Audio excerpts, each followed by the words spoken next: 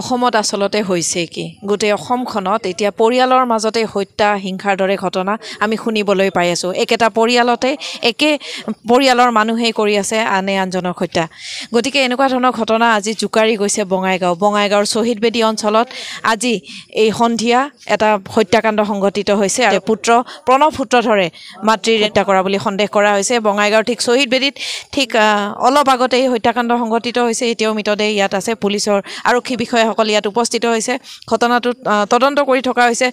পূজাৰ এই দুৰ্গা পূজাৰ সময়তে বঙাইগাঁৱত দুৰ্গা পূজাৰ আনন্দ উৎসৱৰ মাজতেই এই ঘটনাই গোটেই জোকাৰি গৈছে বঙাইগাঁৱত গতিকে এই ঘটনাই বঙাইগাঁৱত আজি যি চাঞ্চল্যৰ সৃষ্টি কৰিছে এতিয়া পৰিণতি কি হয় আমি তালৈ অপেক্ষা কৰিব লাগিব ইয়াত ইতিমধ্যে পুলিচৰ লোকসকল উপস্থিত হৈছেহি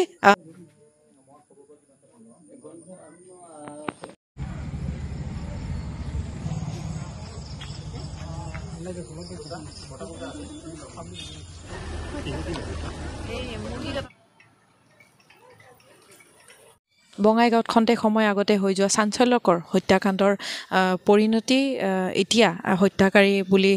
নিজেই নিজৰ পুত্ৰই আহি থানাত ইতিমধ্যে বঙাইগাঁও সদৰ থানাত আত্মসমৰ্পণ কৰিছেহি তেখেতে ইয়াত বঙাইগাঁও সদৰ থানাত নিজেই এখন বেটাৰী ৰিক্সাত উঠি আহি নিজে নিজৰ অস্ত্ৰৰ সৈতে যিখন অস্ত্ৰৰে মাকক তেওঁ হত্যা কৰিছে বুলি কৈছে ইয়াত আহি আত্মসমৰ্পণ কৰিছে আৰু স্বীকাৰ কৰিছে যে তেওঁ নিজেই নিজৰ মাতৃক ব্যক্তিগত কাৰণত তেওঁ মাকক হত্যা কৰিবলগীয়া হৈছে